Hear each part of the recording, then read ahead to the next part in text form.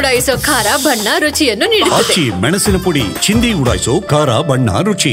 Asia cup ಫೈನಲ್ನಲ್ಲಿ ಪಾಕಿಸ್ತಾನದ ಸೊಕ್ಕಡಗಿಸಿದಂತ ಭಾರತ 9ನೇ ಬಾರಿ ಏಷ್ಯಾಧಿಪತಿ ಪಟ್ಟಕ್ಕೇರಿದೆ.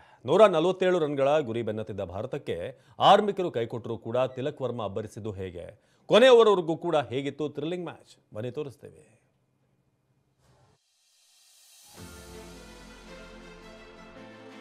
ಮೊದಲು ಟಾಸ್ ಗೆದ್ದ ಭಾರತ ಬೌಲಿಂಗ್ ಆಯ್ದುಕೊಳ್ತು. ಬ್ಯಾಟಿಂಗ್ ಇಳಿದ ಪಾಕ್ ತಂಡ ಉತ್ತಮ ಆರಂಭವೇನೋ ಪಡೆದುಕೊಳ್ತು. 84 ರನ್ ಆಗುವವರೆಗೂ ಯಾವೊಂದು ವಿಕೆಟ್ ಕೂಡ ಬಿದ್ದಿರಲಿಲ್ಲ.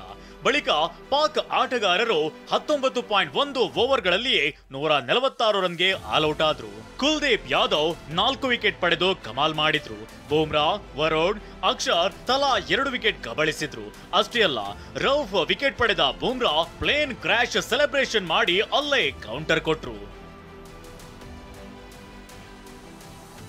147 ರನ್ಗಳ ಗುರಿ ಬೆನ್ನತ್ತಿದ ಭಾರತ ಆರಂಭಿಕ ಆಘಾತ ಎದುರಿಸಿತು.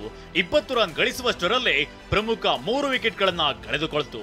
ಅಭಿಷೇಕ್ ಶರ್ಮಾ 5, ಶುಭ್ಮನ್ ಗಿಲ್ 12, ಸೂರ್ಯಕುಮಾರ್ ಯಾದವ್ 1 ರನ್ ಗಳಿಸಿ ವಿಕೆಟ್ ಒಪ್ಪಿಸಿದ್ರು. ತಿಲಕ್ ವರ್ಮಾ ಅಜೇಯರಾಗಿ 69 ರನ್ ಸಿಡಿಸಿದ್ರೆ ಸ್ಯಾಮ್ಸನ್ 24 ರನ್ ಬಾರಿಸಿದ್ರು. ಶಿವಮ್ ದೂಬೆ 33 ರನ್, ರಿಂಕು ಸಿಂಗ್ ಕೊನೆ ಓವರ್ನಲ್ಲಿ ಬೌಂಡರಿ ಸಿಡಿಸಿ ಗೆಲುವು ತಂದುಕೊಟ್ರು. ತಿಲಕ್ ವರ್ಮಾ ಪಂದ್ಯ ಶ್ರೇಷ್ಠ ಪ್ರಶಸ್ತಿ ಸ್ವೀಕರಿಸಿದ್ರೆ ಅಭಿಷೇಕ್ ಶರ್ಮಾ ಸರಣಿ ಶ್ರೇಷ್ಠ ಪ್ರಶಸ್ತಿ ಪಡೆದಿದ್ದಾರೆ. Mahesh, sports bureau, ಟಿವಿ9.